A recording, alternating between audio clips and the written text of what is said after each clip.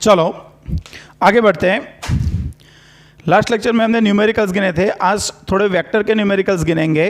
Direction कैसे find करते हैं वो आपको पता चलना चाहिए। चलो स्टार्ट करते हैं। आ जाओ पैम्पलेट के पेज नंबर 1 पे।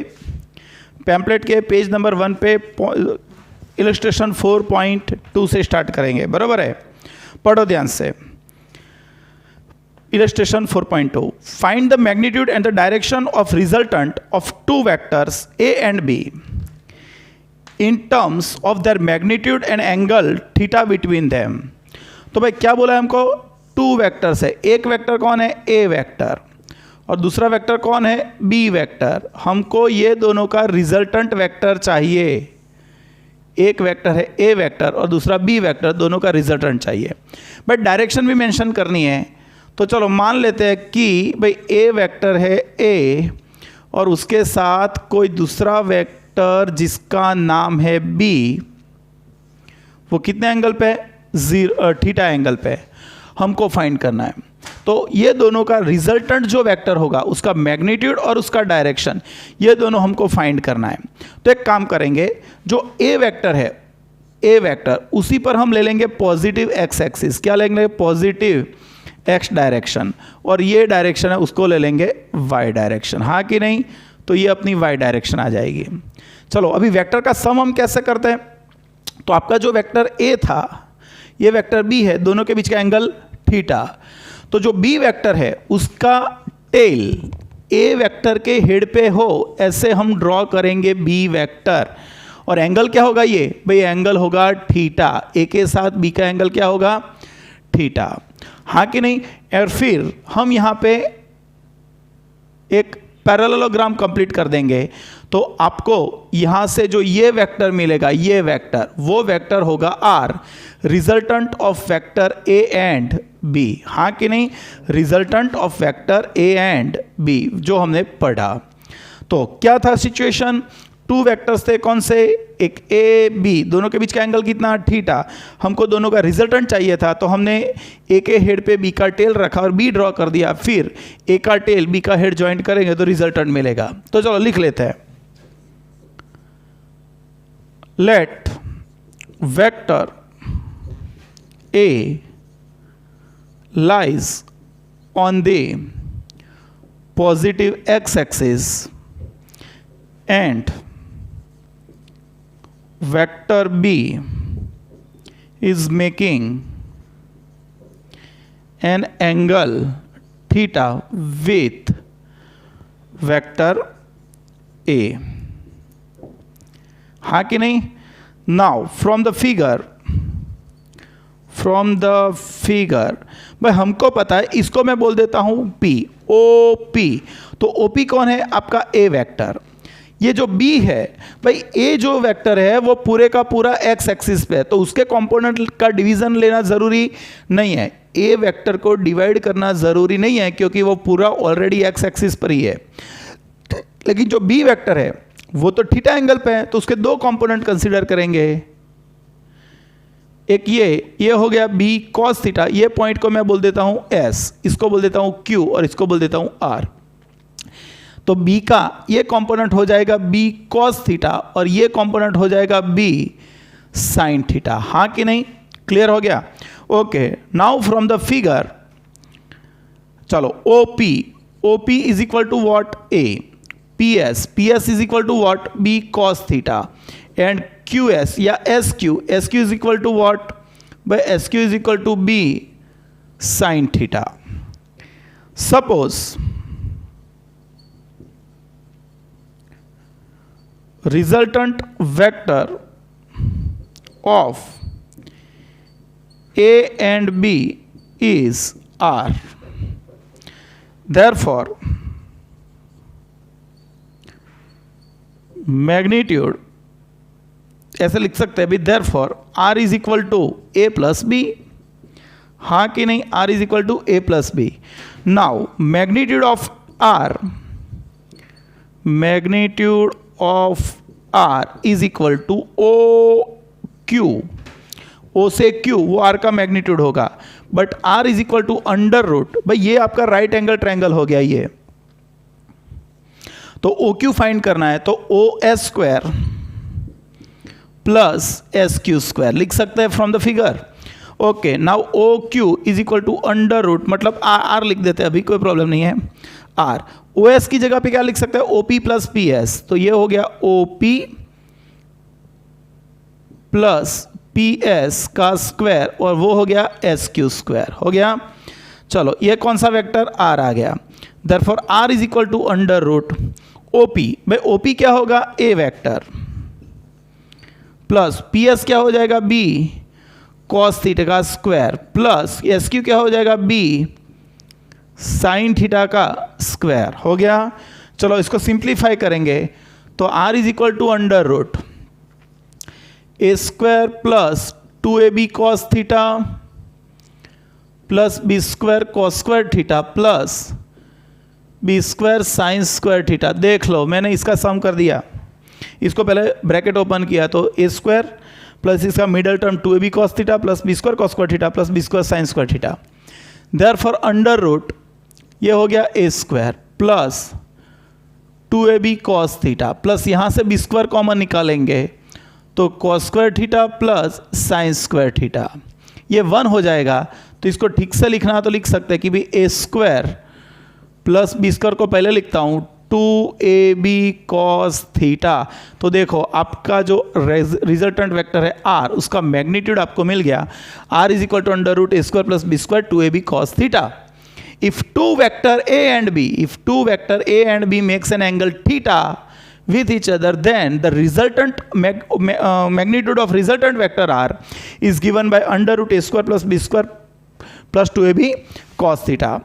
Now, if R makes an angle alpha with vector A, भाई अभी डायरेक्शन चाहिए तो मैग्नीट्यूड फाइंड किया, जो डायरेक्शन चाहिए तो आपको किसी एंगल के साथ बताना पड़ेगा, किसी वेक्टर के साथ। तो मैंने बोल दिया कि भाई resultant vector R makes an angle alpha with vector A, then from the figure tan alpha is equal to opposite side, तो ऑपोजिट साइड क्या हो जाएगी S Q upon adjacent side क्या हो जाएगी O S, S Q upon ये हो जाएगा O P plus P Q P S, O P plus PS. What is SQ? By SQ is equal to B sin theta and OP is equal to A and this is B cos theta हो गया। तो ये हो जाएगा अपना tan alpha हो जाएगा।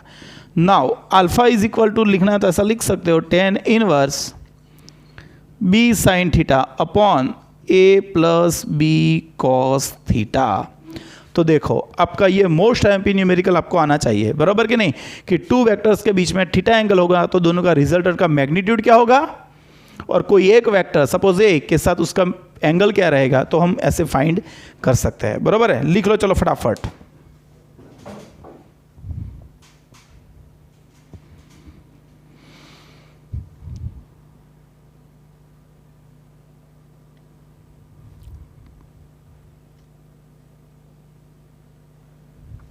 चलो आगे पेज नंबर 7, एक्सरसाइज 4.6, एक्सरसाइज 4.6 पढ़ो ध्यान से। Establish the following vector inequalities geometrically और अदरवाइज। हम तो अदरवाइज ही करेंगे, ज्योमेट्रिकल में ड्रॉ कोई नहीं करेगा।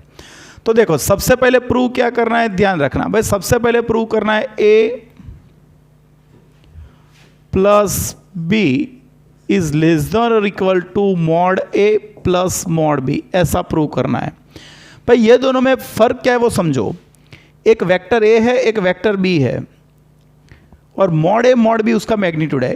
एक बार दोनों वेक्टर का मैग्नीट्यूड फाइंड कर लिया, mod a and mod b, magnitude find करके दोनों का सम किया। और यहां पर क्या है, एक बार दोनों का वेक्टर फाइंड किया a प्लस बी और फिर उसका मैग्नीट्यूड फाइंड किया। एक बार मैग्नीट्यूड फाइंड करके सम किया, दूसरी बार सम करके मैग्नीट्यूड फाइंड किया। तो हमको ये प्रूव करना है। ओके, तो एक काम करते हैं, तो a प्लस बी स्क्वायर करते हैं। भाई इसका स्क्वायर क्या होगा हमको पता है, mod a square plus 2 mod a mod b cos theta, याद आया कुछ, प्लस मॉड बी स्क्वायर। एक काम करेंगे भाई, यहां तक तो दोनों बराबर है, लेकिन एक काम करूंगा यहां पे mod A square plus 2 mod A mod B cos theta निकाल दूंगा मैं। भाई कॉस थीटा मैंने निकाल दिया तो फिर ये ग्रेटर देन और इक्वल टू हो जाएगा, अरे सॉरी, ये ग्रेटर देन लेस देन और इक्वल टू हो जाएगा। कैसे समझना ध्यान से, एक चीज बोलता हूं मैं, सपोज कि ये है 10 बरोबर इज इक्वल टू, यहां पे मैं लिखता हूं 5, ये लिखता हूं आपको यहां पे 1 लिखता हूं, ये कोई वैल्यू आएगी, इतनी वैल्यू को मैं रख देता हूं सपोज 8 और यहां पे लिखता हूं cos 60। इसको सिंप्लीफाई करो, देखो आपको पता चल जाएगा। ये 5 है सपोज, ये 1 है, इतनी वैल्यू जो है 2ab वो है 8 और थीटा कितना है cos 60, हाँ कि नहीं। अभी समझो, मान लो कि 5 प्लस 8 इंटू 1/2 प्लस 1, तो 5 प्लस 4 इंटू 1, ओके, तो ये 10 हो गया और 10 इक्वल टू 10। तो अभी दोनों बराबर है, अभी दोनों बराबर है, लेकिन मान लो कि मैं cos थीटा निकाल देता हूं तो क्या हो जाएगा, 5 प्लस 8 प्लस 1, तो 9 प्लस 4 14 हो जाएगा, तो फिर ये बड़ा हो जाएगा और ऑब्वियसली। तो हाँ, इक्वल टू कब होगा भाई, जब cos की वैल्यू 0 होगी, एंगल की वैल्यू 0 होगी तो cos 0 1 होगा, तो वो कंडीशन में ये दोनों इक्वल हो गए। और कोई भी कंडीशन होगी तो मैं जो cos थीटा निकाल दूंगा तो ये टर्म बड़ा हो जाएगा। तो मैंने यहाँ पे ये टर्म निकाल दिया, cos थीटा निकाल दिया, तो ये फिर बड़ा हो गया। तो फिर मैंने ये जो फॉर्मूला लिखा उसमें वेक्टर का स्क्वायर करते थे, जब वेक्टर का सम करके उसका स्क्वायर करेंगे तो यहाँ पे 2ab cos थीटा आएगा, लेकिन cos थीटा मैं निकाल देता हूं तो इतना आ जाएगा बराबर, और यहाँ पे इनइक्वालिटीज का साइन चेंज हो जाएगा, लेस देन और equal to. So less than और इक्वल टू, भाई what is this, this is the square of this, this is the square of this, हाँ कि नहीं, बराबर है। तो ये याद रखो, चलो स्क्वायर रूट ले लो तो आपका आंसर प्रूव हो गया, a plus B is less than और equal to mod A plus mod B, हो गया प्रूव। देखो अभी आपको क्या करना है, b करना है, देखो ध्यान से b क्या है भाई, b is a plus B, a plus B is greater than और equal to mod a minus mod b करना है। ओके चलो इसका स्क्वायर करो, a प्लस बी का square is equal to mod a square plus 2 mod a mod b cos theta plus mod b square. अभी मुझको ये लाना है तो इसका स्क्वायर क्या होगा भाई, इसका स्क्वायर होगा, क्या होगा, mod a square minus 2 mod a mod b mod b plus, अरे यार इसको एक चीज मैं ऐसे लिखता हूं, इसका मुझको ये लाना है, जैसे मैं ये लाया स्क्वायर वैसे मुझको ये इससे ये लाना था, इसका स्क्वायर करना है। तो इसका स्क्वायर अरेंज करना है तो मैं क्या करूं, इसका मिडल टर्म क्या होगा, -2 मॉड ए मॉड बी, इसका मिडल टर्म, और प्लस बी स्क्वायर। ओके अभी मैंने इसको इग्नोर नहीं किया है, मैंने सिर्फ यहां पे 2 mod A mod B minus किया, उतना ही यहां पे मैं प्लस कर देता हूं, 2 मॉड ए 2 मॉड बी, और जो रिमेनिंग स्टेप बाकी रहा वो तो हम यहां पे लिखने ही वाला है, 2 mod A mod B cos theta. हो गया, तो भाई ये आपका कौन हो गया, ये आपका हो गया mod A minus mod B whole square, plus इसमें से 2 कॉमन ले लो, a कॉमन ले लो, b कॉमन ले लो, तो अंदर हो जाएगा 1 प्लस cos थीटा। अभी आप समझते हो कि भाई ये वैल्यू ऑलवेज पॉजिटिव ही होगी, या तो 0 होगी, पॉजिटिव या तो 0। cos की वैल्यू मैक्सिमम 0 हो सकती है, cos की वैल्यू मैक्सिमम 1, मिनिमम -1, तो ये 1 होगा तो ये 2 होगा, जो -1 होगा तो 0 होगा, उसके आगे तो ये वैल्यू जाएगी नहीं। तो मानो कि जब इसकी वैल्यू 180, एंगल 180 होगा तो -1, तो ये दोनों इक्वल हो जाएंगे और ये पूरा 0 हो जाएगा, हाँ कि नहीं। लेकिन उसका सिवा की कोई भी वैल्यू है तो वो दोनों इक्वल है। अभी मैं उसको निकाल देता हूं, इसमें इतना ऐड करेंगे, इसमें इतना ऐड करेंगे तो वो इसको इक्वल है।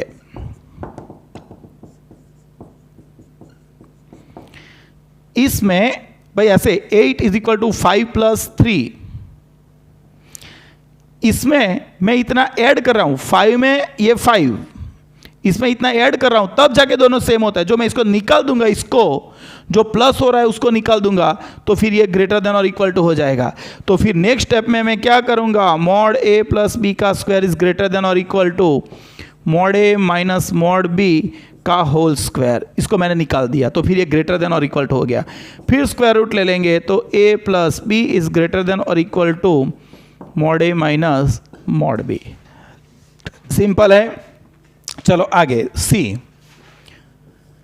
भाई सी में क्या प्रूव करना है, वो उल्टा प्रूव करना है, वही है लेस देन और equal to mod A plus mod B. चलो जिसका इसको स्क्वायर करो,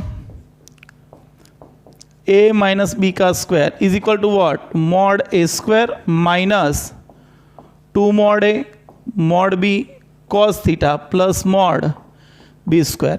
अभी मुझको अरेंज इसका स्क्वायर करना है, तो इसका स्क्वायर अरेंज कैसे करेंगे, तो मॉड ए स्क्वायर प्लस इसका मिडल टर्म हो जाएगा 2 mod A mod B plus B square. देखो ये इसका स्क्वायर हो गया। ये अरेंज करने के लिए मैंने इतना ऐड किया, तो मैं यहाँ पे उतना माइनस कर देता हूँ, and minus 2 mod A mod B cos theta. भाई मैंने बरोबर लिखा। ओके, तो ये आपका हो गया mod A plus mod B square minus इसमें से कॉमन निकालेंगे 2 mod A mod B cos theta. अभी उल्टा समझो, यहां पर जो था उसका बिल्कुल उल्टा होगा।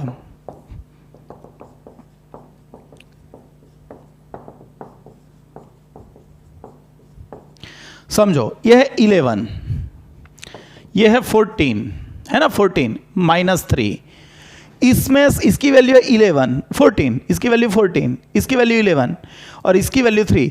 इसमें से ये माइनस होगा, तब जाके ये पूरा इसके इक्वल होगा।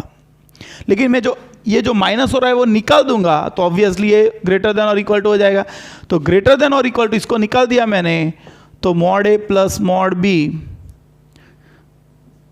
Whole square. फिर स्क्वायर रूट ले लो। चलो बच्चों, तो a माइनस बी का स्क्वायर इज लेस देन, और स्क्वायर रूट निकाल दिया, तो mod A plus mod B हो गया आंसर आपका। चलो आपका और कौन सा फाइंड करना है, D. By what is D, D आपको करना है कि a minus B is greater than equal to mod A minus mod B. देखो यहाँ पर फिर से स्क्वायर करो इसका, a माइनस बी का square is equal to what, mod A square minus 2 mod A mod B cos theta plus mod B square. चलो इसमें से ये जो टर्म है वो निकाल दूंगा मैं, और उसका क्या लाना है मुझको, कॉस थीटा टर्म निकाल देता हूं मैं, minus 2 mod A mod B cos theta निकाल देता हूं, प्लस क्या हो जाएगा मॉड बी स्क्वायर। तो आपकी इनइक्वालिटीज चेंज हो जाएगी।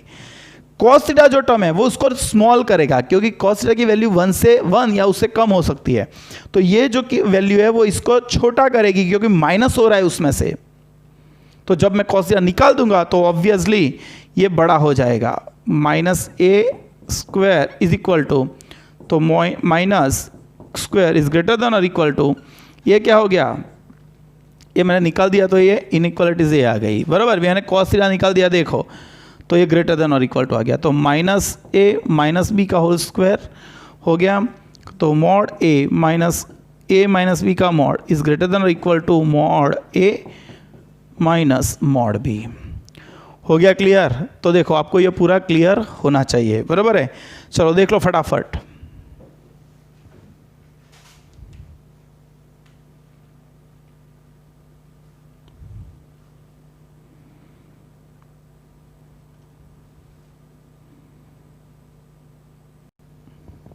पढ़ो। चलो देखते हैं 4.7, कौन सा 4.7, एक्सरसाइज 4.7, पढ़ो ध्यान से।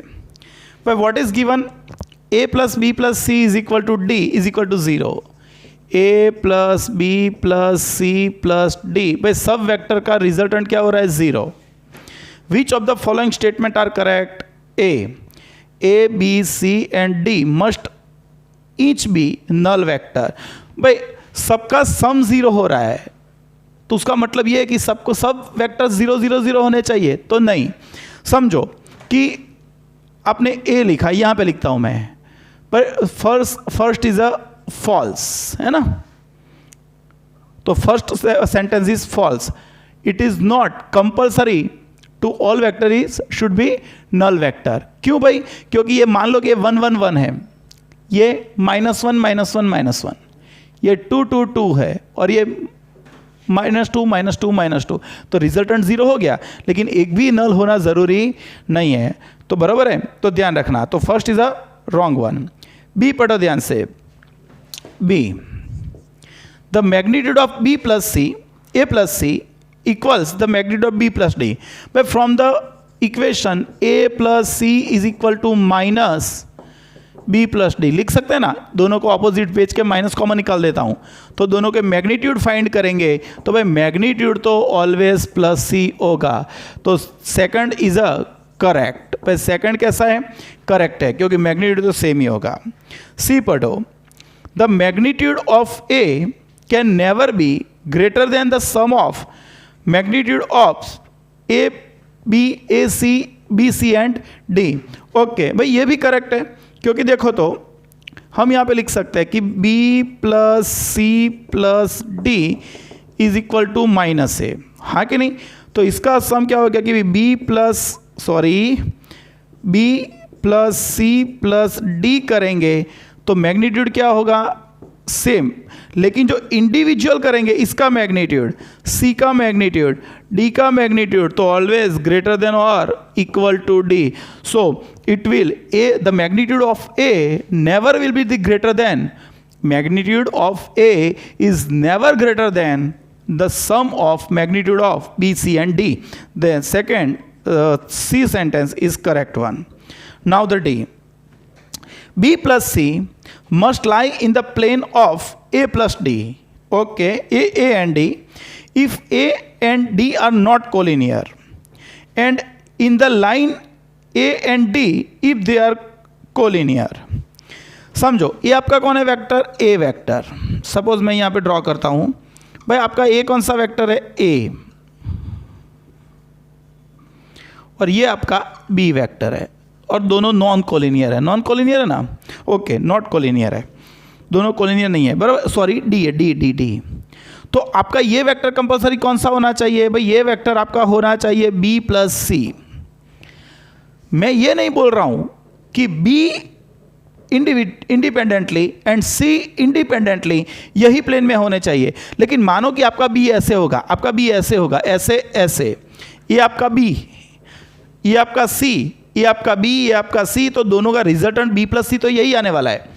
ये आपका B, ये आपका C, तो B प्लस C तो यही होगा। हाँ, तो ये करेक्ट है कि भाई हाँ, कौन सा? If A and D are non collinear then B plus C is in the plane of A and D। वो तो कंपलसरी है ही, ऐसा होना ही चाहिए, बराबर है। और उसमें ही कुछ पार्ट है दूसरा, भाई ये D में फर्स्ट पार्ट था, एंड सेकंड पूछा है कि if A and D are collinear, if A and D are collinear तो कंपलसरी B प्लस C ऐसे ही होना चाहिए, तब जाके सम 0 होगा। A प्लस D कोलिनियर है तो कंपलसरी B प्लस C का मैग्नीट्यूड भी उतना ही A प्लस D जितना, लेकिन ऑपोजिट होना चाहिए, तो वो भी कोलिनियर होना चाहिए। तो yes, correct, B plus C is collinear to A plus D if A and D are collinear, बराबर। और कोई तो फंडा बनेगा नहीं। मैं ऐसा नहीं बोल रहा हूं यहां पे कि B और C भी इंडिविजुअली C यही लाइन पे होने चाहिए। आपका B ऐसे होगा, C ऐसे होगा, लेकिन B प्लस C होगा वो तो ऐसे ही होगा, बराबर है। तो ध्यान रखो, वो आपको पता चलना चाहिए। कौन सा एक्सरसाइज का? 4.7 था। हो गया क्लियर? चलो आगे बढ़ते हैं। 4.8 हो गया, 4.9, 4.9 मैंने 2 बार लिख दिया, नहीं, और जो 4.9 वाला नीचे वाला है वो बाद में गिनता है क्योंकि यहाँ पे जगह कम पड़ेगी। 4.11 हो गया, 12 हो गया, 13, 14, 15 नहीं करना है अभी, 18 भी नहीं करना है, 4.19 अभी नहीं करना है, 20 हो गया, 21 हो गया, 22 करते हैं, 4.22 पढ़ो ध्यान से।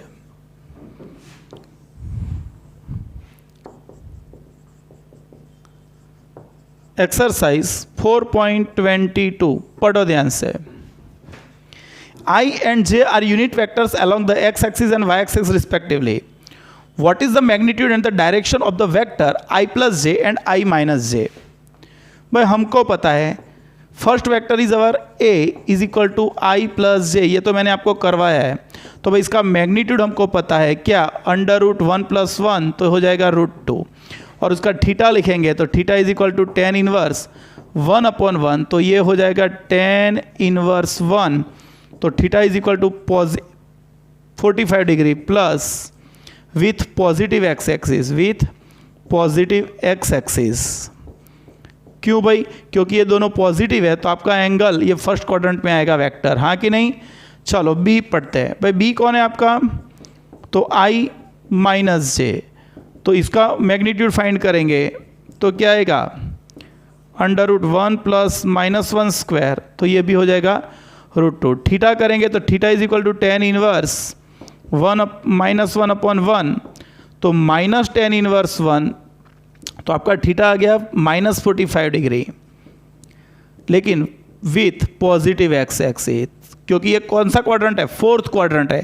भाई फोर्थ क्वाड्रेंट है तो ऐसे आएगा, ये एंगल बनेगा आपका, और आप यहाँ से क्लॉकवाइज जाओगे इसलिए हमको नेगेटिव लेना पड़ेगा, विथ पॉजिटिव एक्स एक्सिस। हो गया।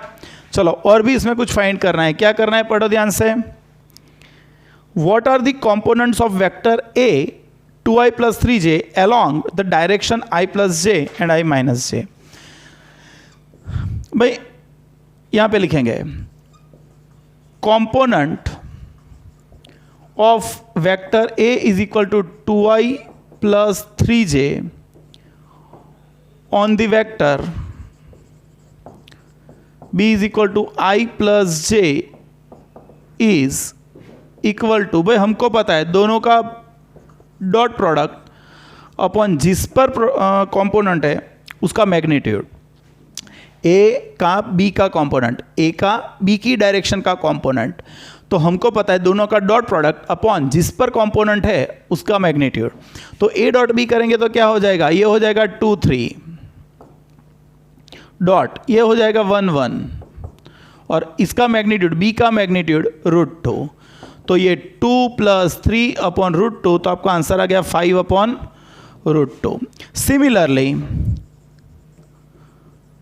कंपोनेंट ऑफ ए कौन है, 2i + 3j ऑन सी बोल देता हूं भाई, सी आपका थर्ड वेक्टर कौन सा है, i माइनस जे, देखो बराबर ना, ऑन देन ओके कंपोनेंट लिखता है तो क्या आ जाएगा component, a dot C, A का सी पे component, projection of A on the C, तो दोनों का डॉट प्रोडक्ट अपॉन जिस पर प्रोजेक्शन है उसका मैग्नीट्यूड, तो सी पर प्रोजेक्शन है तो ये आ जाएगा, तो ये 2 3 डॉट प्रोडक्ट 1 -1/√2, तो 2 - 3/√2, तो ये हो जाएगा -1/√2। हो गया क्लियर, पक्का, तो आपके दिमाग में घुसना चाहिए, लिख लो चलो फटाफट।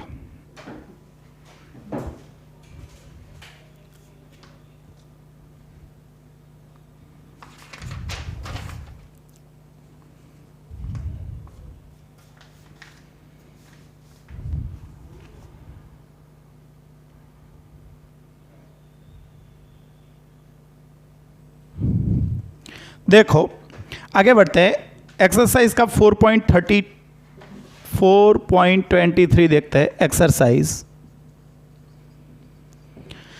भाई, for any arbitrary motion, arbitrary motion मतलब कोई भी हो सकती है, कांस्टेंट वेलोसिटी वाली, कांस्टेंट एक्सेलरेशन वाली, वेरिएबल एक्सेलरेशन, कुछ भी हो सकता है।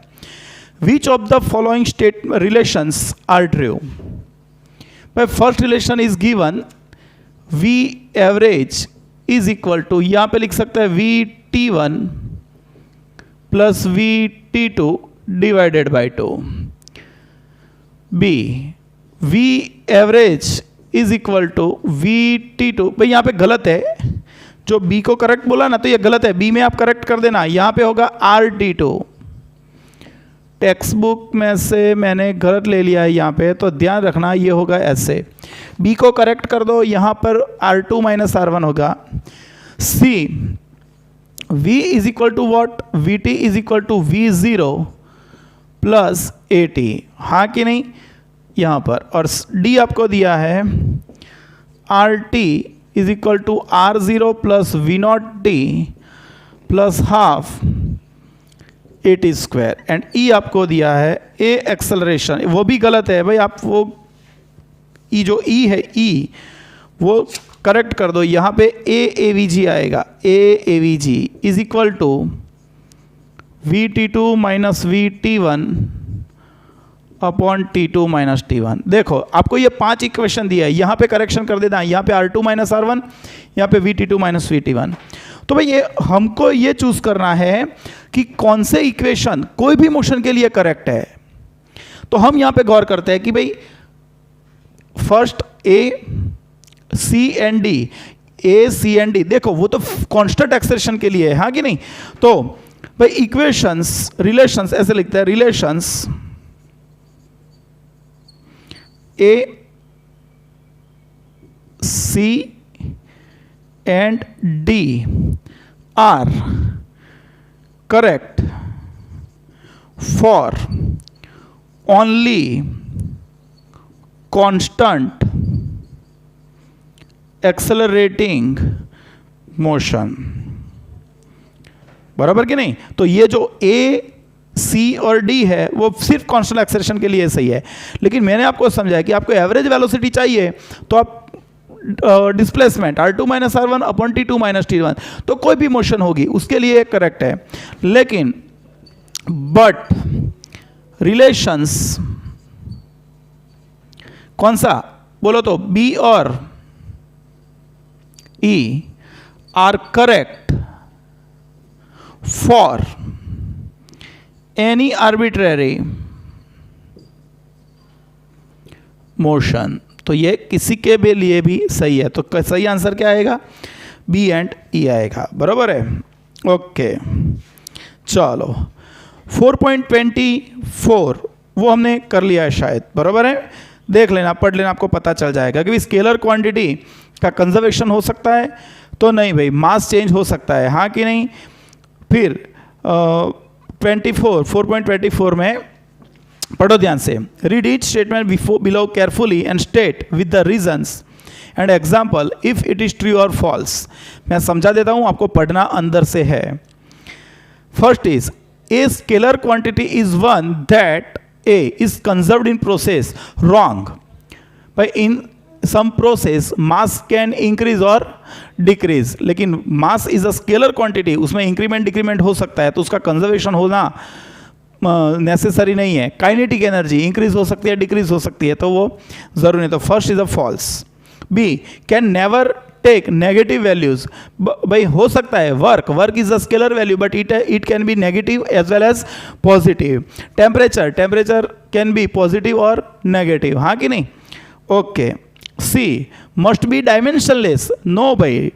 मास is a scalar quantity but it has the dimension m1 l0 t 0.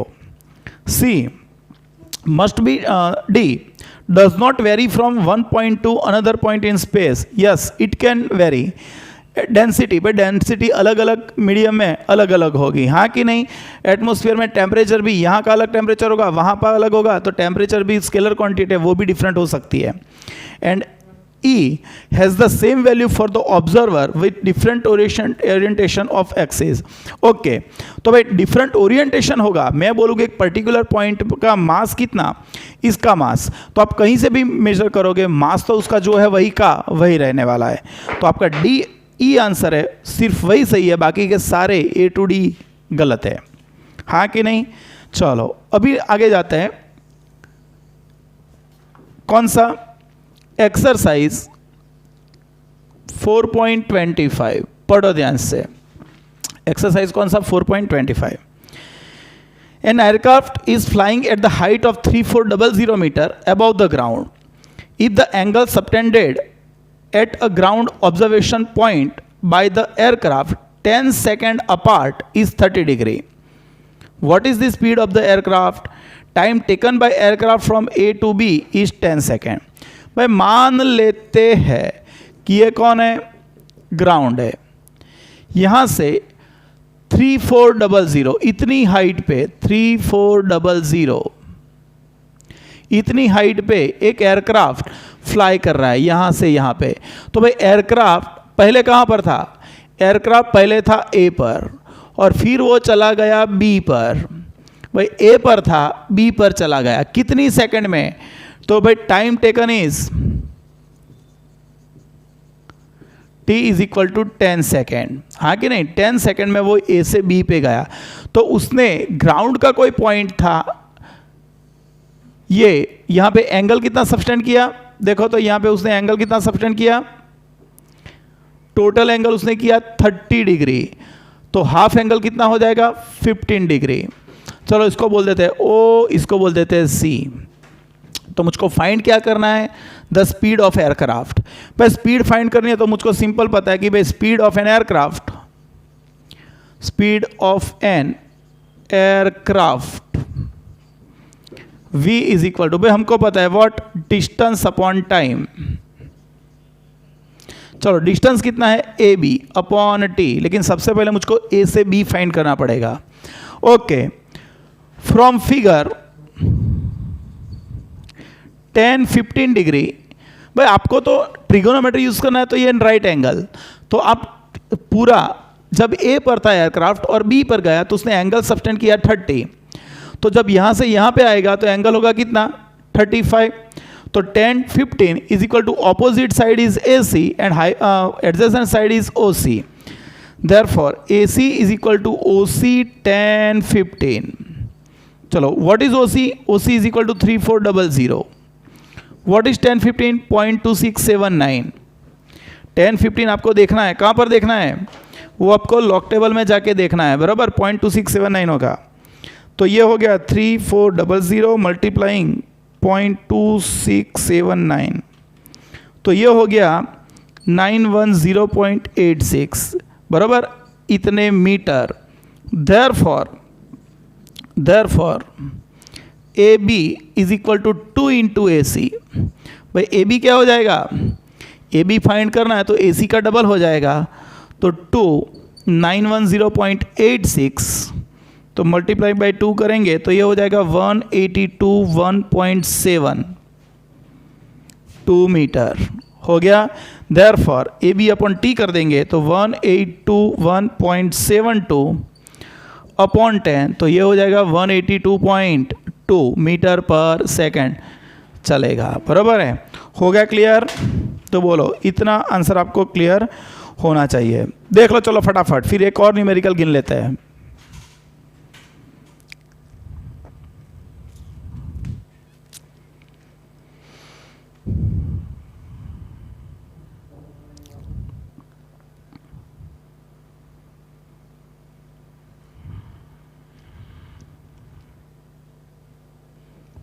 चलो आगे पेज नंबर 10 निकालो, एक्सरसाइज का 4.9। पेज नंबर 10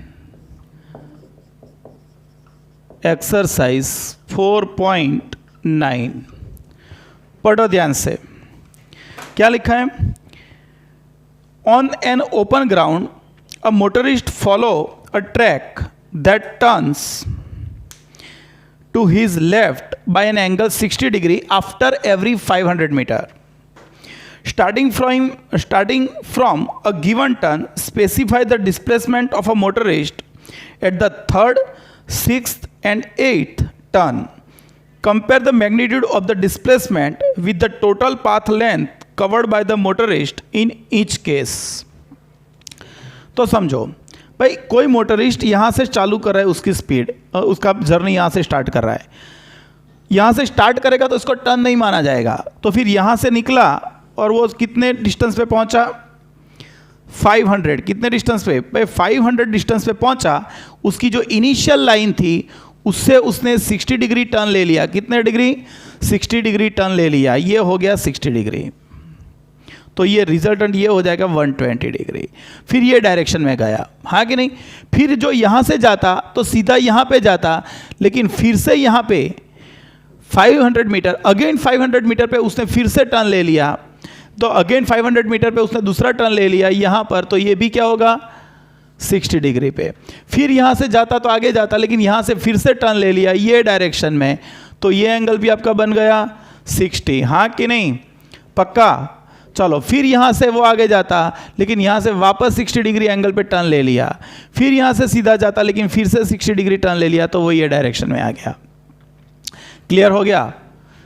तो जब यहाँ से निकला तो उसका फर्स्ट टर्न ये गिना जाएगा, आगे जाके सेकंड टर्न ये गिना जाएगा, फिर 60 डिग्री पे मुड़ा तो यहाँ पे थर्ड टर्न होगा, फिर आगे जाके मुड़ा तो ये फोर्थ टर्न, ये भी एंगल 60 होगा, फिर आगे आया फिफ्थ टर्न आया, ये 60 डिग्री होगा, फिर आगे आया 6 टर्न होगा, 6 टर्न पे वो वापस अपने ओरिजिन पॉइंट पे आ जाएगा, ये हेक्सागन बन जाएगा। फिर ये आगे गया 7, फिर आगे गया 8, फिर आगे गया 9, फिर आगे गया 10, आपको गिनना है टोटल। तो इसको मैं नाम दे देता हूँ A, इसको मैं नाम दे देता हूँ B, इसको C, इसको D, कि नहीं, इसको D, इसको E बोला जाएगा, इसको बोला जाएगा व्हाट? F, हाँ कि नहीं?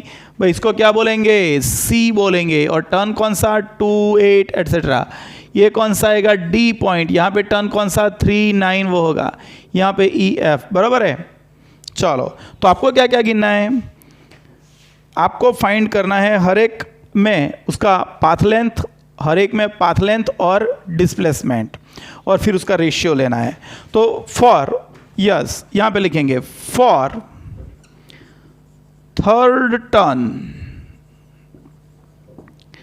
बराबर, एट द थर्ड टर्न ऐसे लिखेंगे, एट द थर्ड टर्न। भाई थर्ड टर्न पे यहाँ से यहाँ पे गया तो उसका डिस्प्लेसमेंट आपको लेना है, तो ये डिस्टेंस हो गया, ये उसका सेंटर पॉइंट हो गया, यहाँ से ये कनेक्ट करोगे तो ये एंगल 60 बन जाएगा, ये एंगल 60 बन जाएगा, ये एंगल भी 60 बन जाएगा, हाँ कि नहीं बच्चों? तो फिर आपका ये डिस्टेंस जो 500 है, तो ये भी 500 मीटर होगा, ये भी 500 मीटर है। तो at the third distance path length, भाई पाथ लेंथ तो वो कैसे गया? Path length is equal to A B plus A B गया, ए बी से बी सी गया, बी सी से सी डी पे गया, तो ये हो गया 3 इंटू 500, तो टोटल आ जाएगा 1500 मीटर।